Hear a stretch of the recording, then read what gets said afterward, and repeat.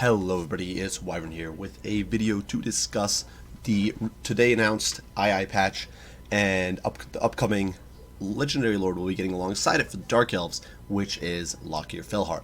So the II patch, which I love the name of, is the patch that's going to be delivering a whole vampire count rework. Now we haven't been given exact patch notes on what this is going to deliver as far as hard stats on unit changes go, or any of that sort of stuff, but we've been given a whole bunch of information on what the changes to the vampire count faction will be, and we've been given some information on Lokhir, who a lot of you guys have been anticipating.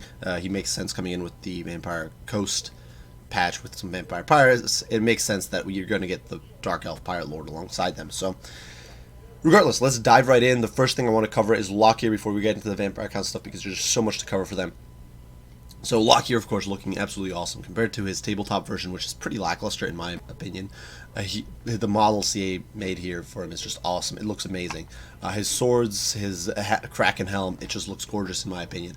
I know some people aren't exactly happy it's Lokhir over Malice, but hopefully we'll still get Malice. I'm still hoping that that's going to make an appearance. But the effects, the appearance is really gorgeous in my opinion. I really do like it. Now, otherwise, he is obviously not going to be part of the patch. You're going to have to download him separately, but it doesn't really matter. He's a free LC, so it should be pretty easy to acquire.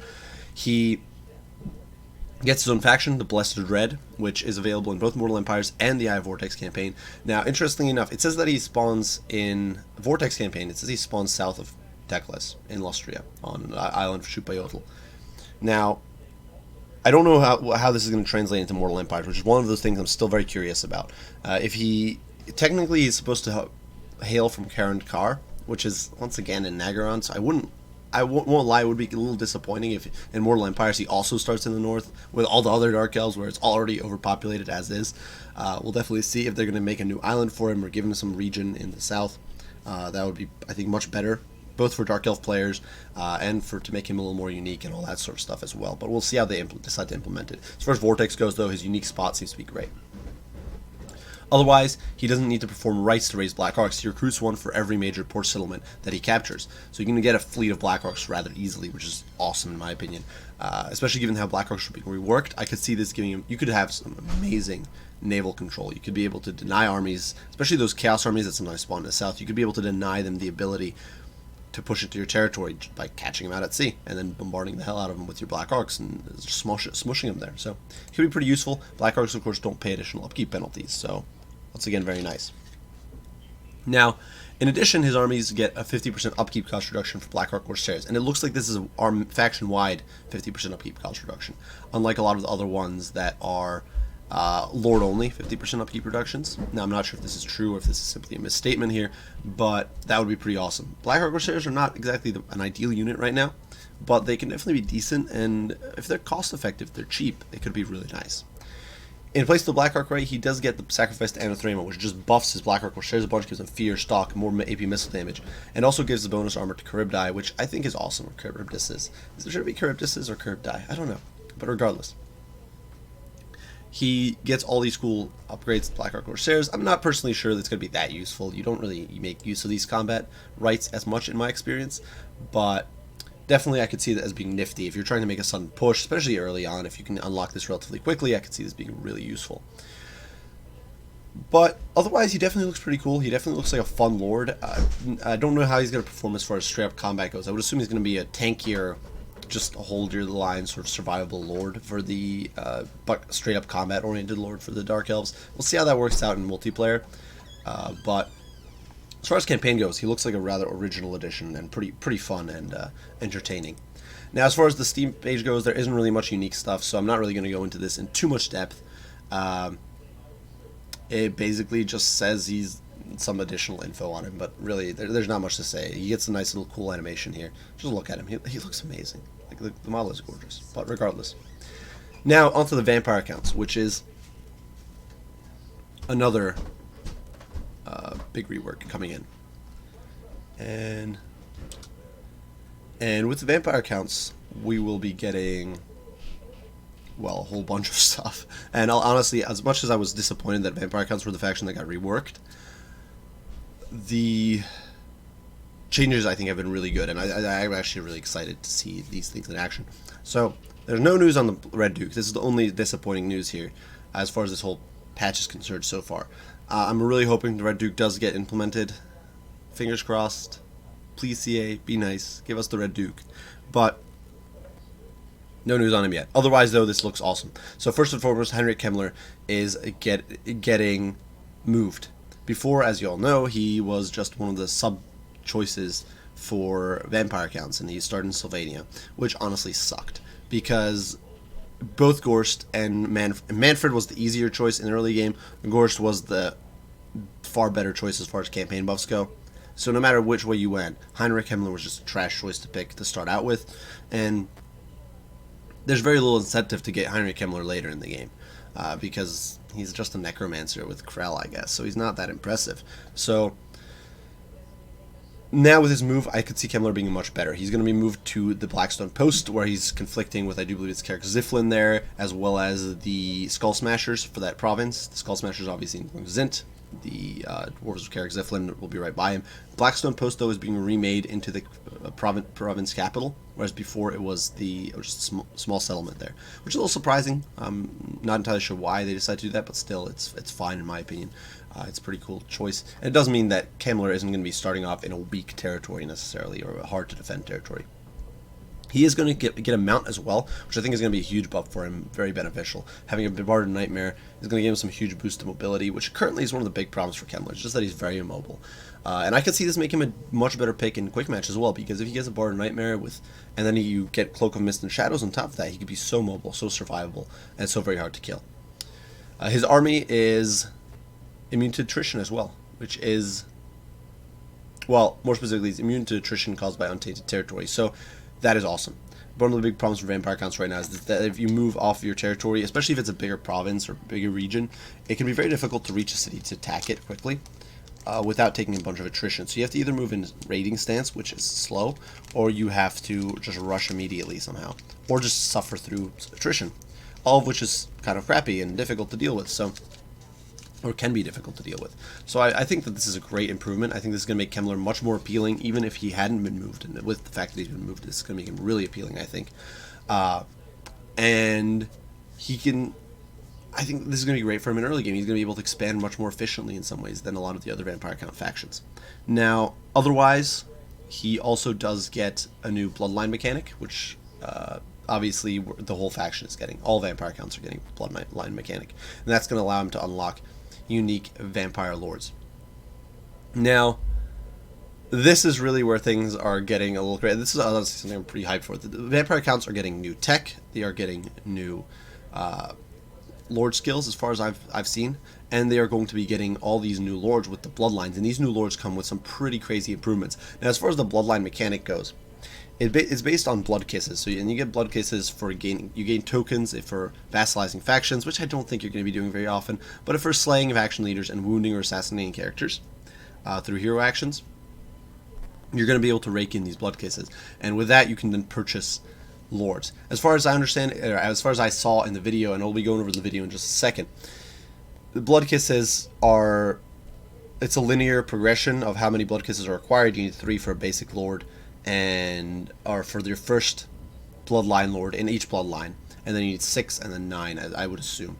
So it looks pretty awesome. There are 5 bloodlines: the Lamians, the Von Karsteins, the Blood Dragons, the Necrocs, and the Strigoi, and all of these have their own unique improvements, buffs, and all those sorts of things. So, and some of these are pretty awesome, so I do want to delve into them a little bit. I'm going to hop on over to the video. I'm not necessarily going to run through it, but I did want to show a few little snippets of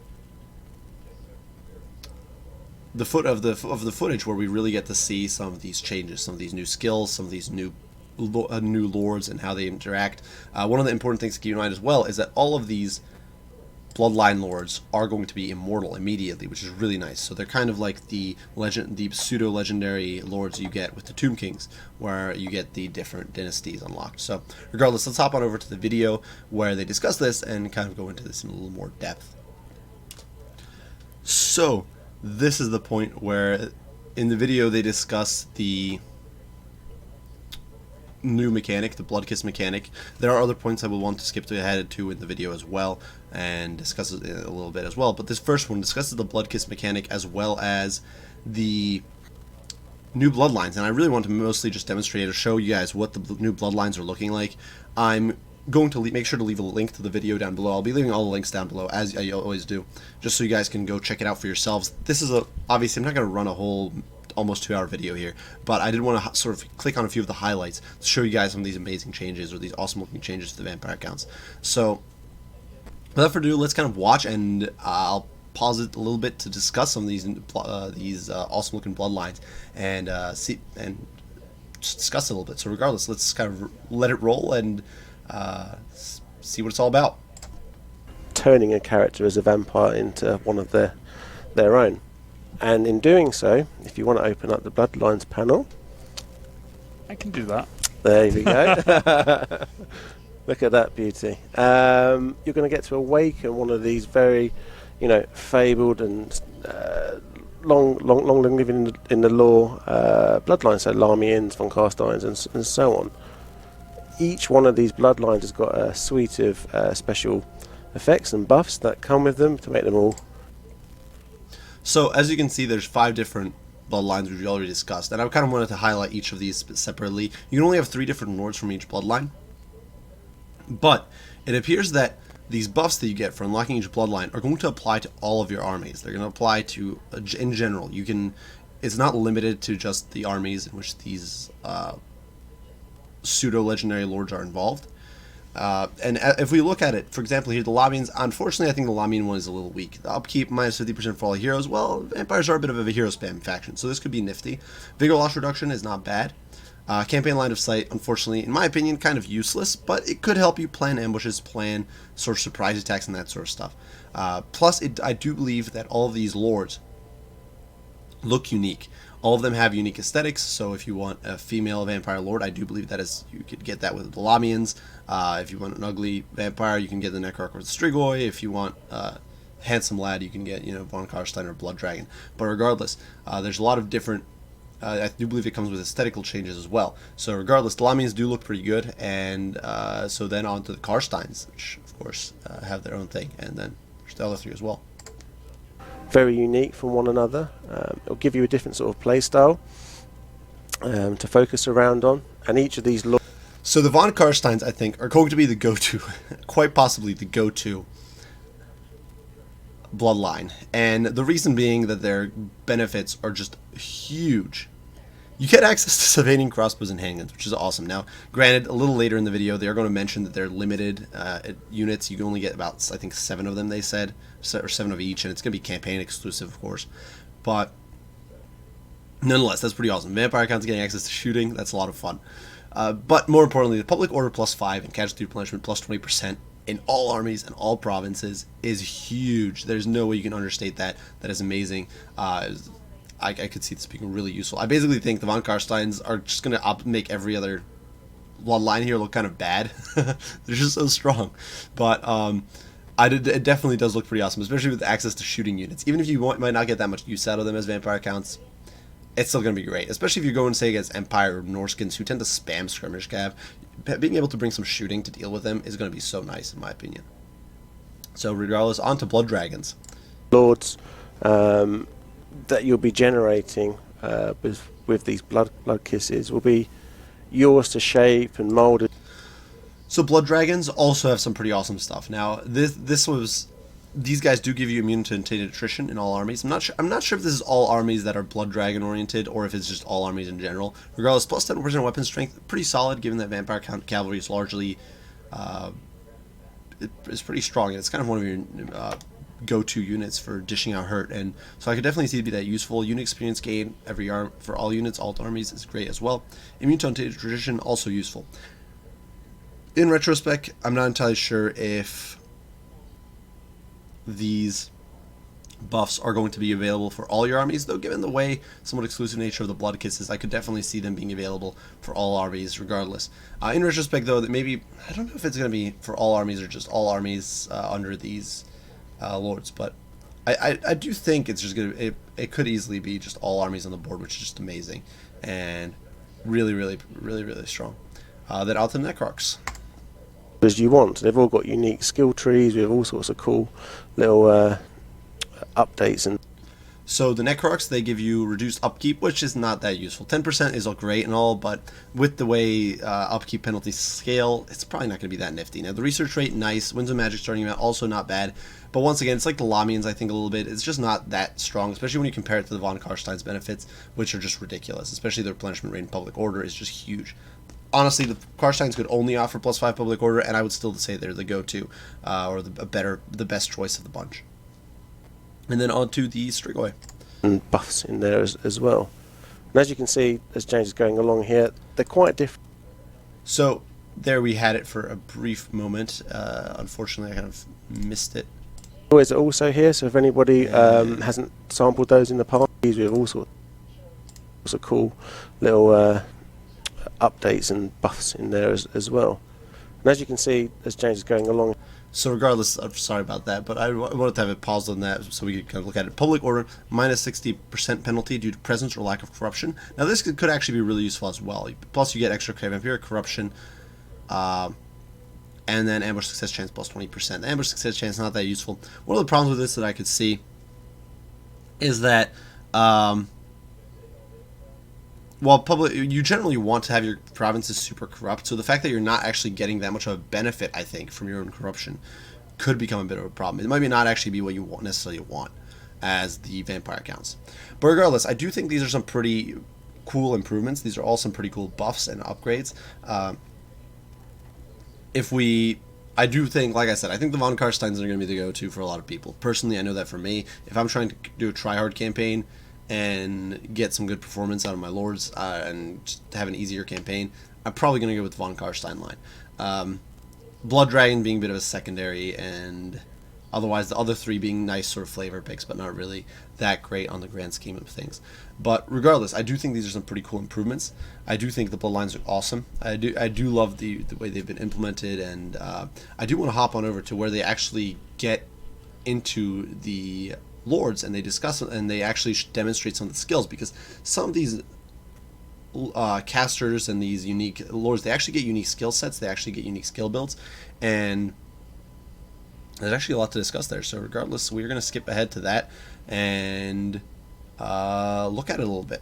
So here they've reached the point where they've recruited one of these unique lords, and they actually recruit a second one a little later down the line, and they actually go over his skills as well. So here I do want to sort of open up and let you guys see what some of these skills look like, because some of these spell changes and some of these character skills, campaign skills, whatever, they look actually pretty awesome. So regardless, we're going to hop in. This guy is a Necrarch, so this is the caster lord, or the caster bloodline, and yeah, let's open it, let's run through and see what it's all about. Look at his skill tree.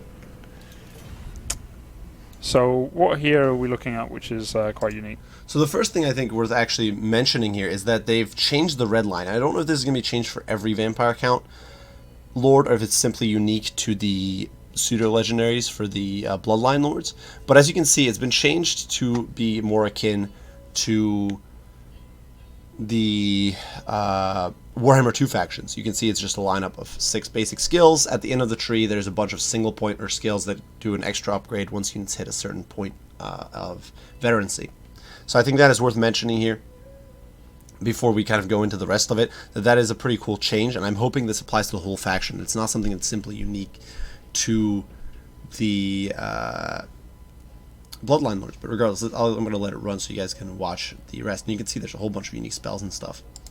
Okay, so they're all immortal from the get-go, as you'll see right there in the top right-hand side, so you don't have to fear that they're going to get bumped off. Especially because you can only have 3 from any one bloodline. If you look on the next row down, they're his like new suite of unique skills. So because he's very magic orientated, he's got a couple of different spell lore specific things there. He's going to buff magic, in a variety of different ways.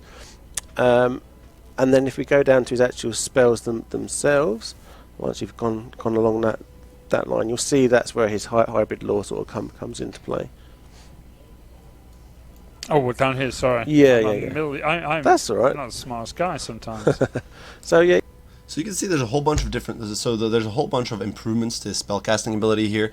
He gets both Life Leeching and Wild Heart, which are obviously the improvements that improve Winds of Magic reserves. But it's also cool to see that it's a mixed lore of death, beasts, and vampires. And perhaps more importantly, the spells you get with this are really good. You get Raise Dead, you're getting Invocation of the Heck, you're getting Spirit Leech, you're getting the Purple Son of Zerus, which are already great. That's just a great selection of spells, in my opinion, for a campaign. And Pants and Penetrative Belt, Curse of Anna are not necessarily the best, but still can be very nifty. So I think that's something worth mentioning. And I'm going to let it run for a little bit longer. He's got some different ones, from Lord of Beasts, Lord of Vampires, Death. He's also got Greater Arcane Conduit there on the far right-hand side as well. So it's a little bit extra and meaty there for him compared to the normal guys. Yeah, he's got a lot of powerful ones. And I don't know if this is going to be for every Lord once again, but he's got his own unique set of skills. Dark Protection, as you saw, provides a whole bunch of improvements to survivability.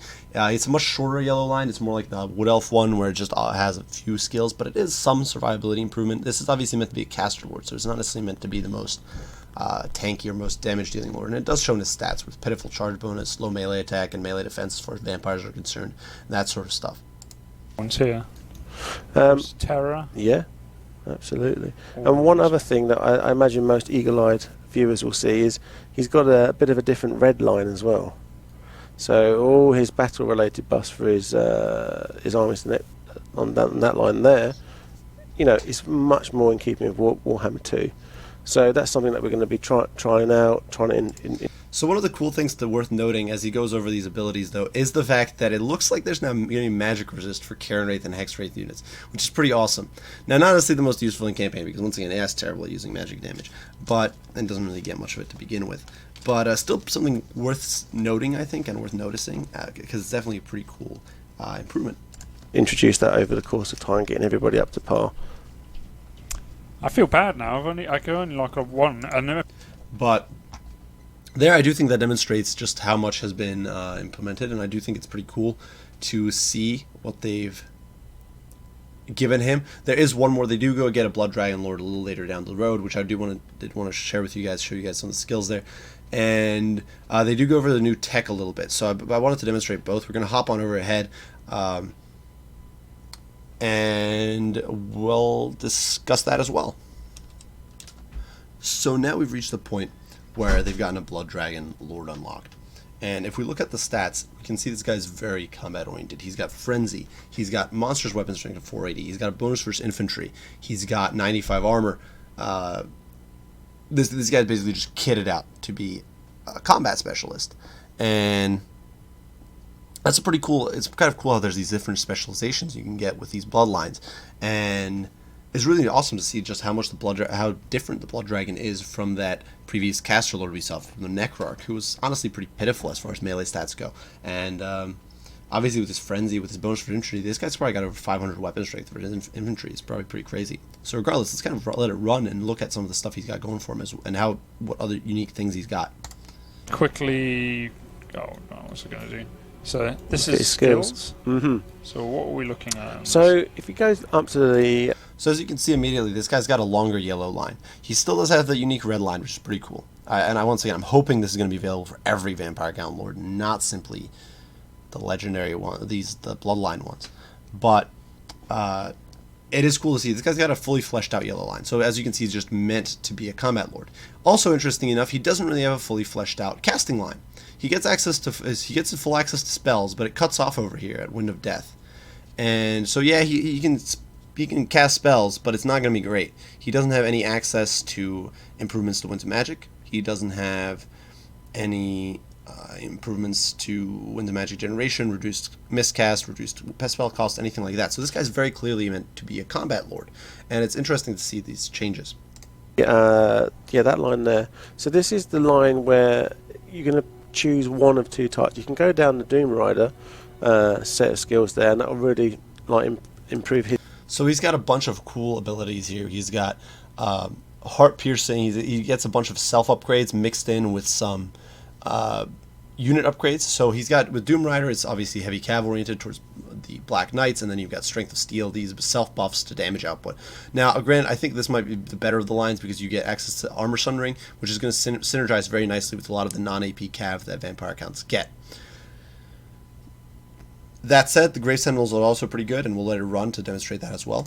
His stats and also buff up cavalry, and he gets an ability there at the end, the heart piercing, to nicely skewer people with his, blade. 40% on Graveguard units. Yeah. Ow. And then this line, so you can either take... So I could see, with Grave Sentinels, there's obviously a benefit of Graveguard being much cheaper, and the survivability thing isn't as much of an issue, I think, because honestly, you're almost never going to lose your Lord as vampire accounts. He's got ridiculous melee stats already, and you're going to buff it up further, probably. But Graveguard, because they're much more standard unit than Blood Knight or Black Knights are for you, it could be useful to have that reduced upkeep for the Graveguard. It's also worth noting that he does have this Ordo Draconis skill, which they're going to hover over in a second, which does give you Blood Knight cost reductions, which is probably what you want most. So it might be best to go down the Black Knight line of things and then get Blood Knights, because you get that synergy, or Blood Knights improved or cheaper, where you get that synergy of the Armor Sundering with cheap Blood Knights. Take one or the other. This one's going to improve all your Graveguard and infantry. So, yeah, really depends on which way you want to play that out. He's got all access to the different mounts up there at the top, as you can see. Immortal, obviously. He is immortal. So as you can see, the improvements to the Blood Knight are crazy. The upkeep minus 40% is awesome in my opinion. Recruitment duration minus 1 turn, all very good. All huge improvements. And like you can see, the casting line there just cuts off. So he's not really a great caster at all. So you don't have to worry about them dying. There's an extra little buff there for... But that is essentially it for him. I don't believe they go into any more detail on what he's all about. But I do think that this shows that there's these huge differences in specialization. You've got these caster lords who are trash in melee, who get some generic melee improvements, but not really that much. You're not going to be speccing them into combat lord, but they've got great casting improvements. They've got unique spells. They've got mixed lores and all this sort of stuff. And then you've got these very combat-oriented lords who can still cast a little bit, but they're obviously much more oriented at just dishing out the pain. And they've got crazy improvements to Blood Knights, to Black Knights, to Graveguard, self-buffs. So they're going to be ideal duelists and really kind of catching the spirit of a Blood Knight. And I think that's pretty awesome. And unfortunately, we don't get to see any of the other ones. We don't get to see the Karsteins or the Lamians or whatever they might bring, because those things might also influence you.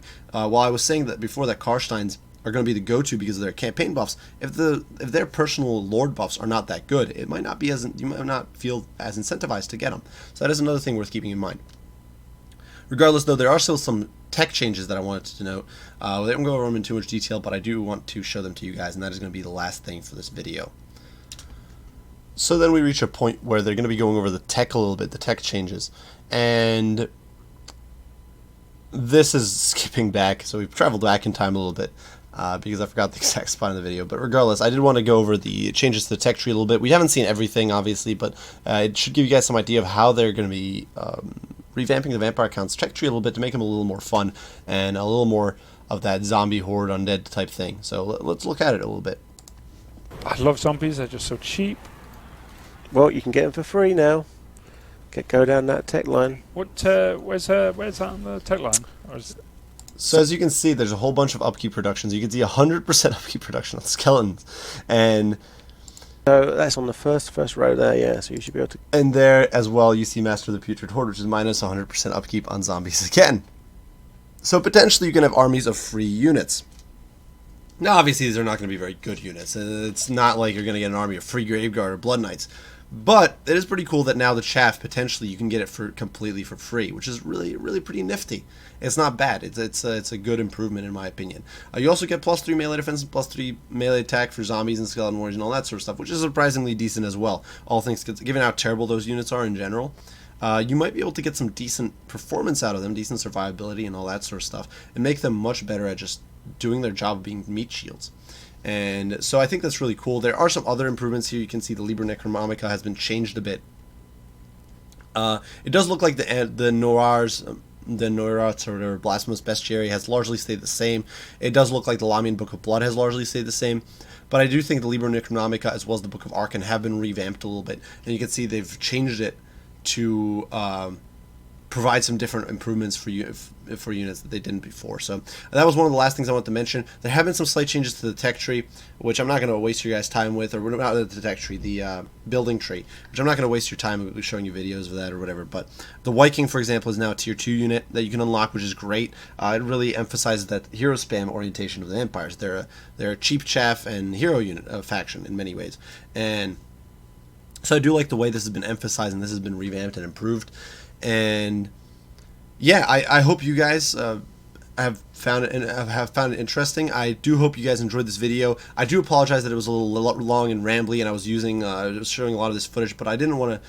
But for those of you guys who are just interested in the major changes and don't necessarily have the time to waste on 2 hours of video to be nitpicking these out, I figured, it might be worth showing them. I'll be sure to leave a full link to the video down below. I'll leave the link to obviously to the Steam pages and the FLC patch update or whatever it is on the blog. If you guys have any comments, any criticism, any questions, as usual, don't hesitate to post them down below. I'll do my best to respond as soon as I can. I'm personally pretty hyped for these patches. For this patch, I'm really excited and looking forward to see it in action. But be sure to leave me your thoughts and comments down below. As usual, if you enjoyed, be sure to leave a like and subscribe. Every little bit helps, and I do appreciate your guys' support. So if you enjoyed, be sure to like, subscribe, share, whatever. And that is, I do believe it. I thank you all for watching, and I will see you all in the next one. Wyvern out.